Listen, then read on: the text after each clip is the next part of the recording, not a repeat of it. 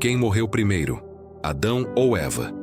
A morte de Adão e Eva é um dos maiores mistérios da história da humanidade. Esses dois personagens, que deram origem a toda a humanidade, enfrentaram o preço do pecado e da desobediência no Jardim do Éden. Mas afinal, quem morreu primeiro? Essa pergunta parece simples, mas carrega consigo respostas que podem transformar a maneira como enxergamos a narrativa bíblica. Antes de continuar mergulhando nesse enigma tão intrigante, queremos compartilhar algo especial com você, que nos acompanha com tanto carinho. Para continuarmos trazendo conteúdos impactantes e reveladores como este, contamos com sua ajuda. Caso queira contribuir e apoiar nosso canal, qualquer valor pode ser enviado através de um Pix. Sua ajuda faz toda a diferença para que possamos seguir com esse trabalho, trazendo mais histórias e reflexões que tocam o coração. Agora, voltando à nossa história, vamos explorar esse mistério. O início do dilema, a sentença de morte. Deus deu a Adão e Eva uma ordem clara: não comer do fruto da árvore do conhecimento do bem e do mal. Porém, ao desobedecerem, eles trouxeram a morte para si mesmos e para toda a humanidade. No dia em que dela comerdes, certamente morrerás. Gênesis 2:17. Mas será que eles compreenderam a profundidade dessa sentença?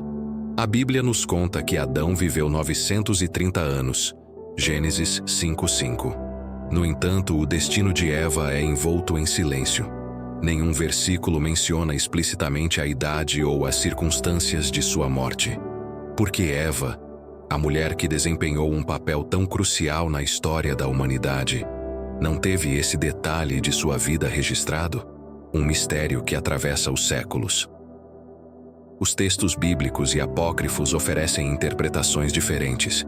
Algumas tradições judaicas afirmam que Eva teria morrido antes de Adão, carregando o peso de sua culpa pelo pecado. No livro de Adão e Eva, um texto apócrifo, Eva, antes de morrer, teria pedido perdão a Deus e a seus filhos por ter cedido à tentação da serpente.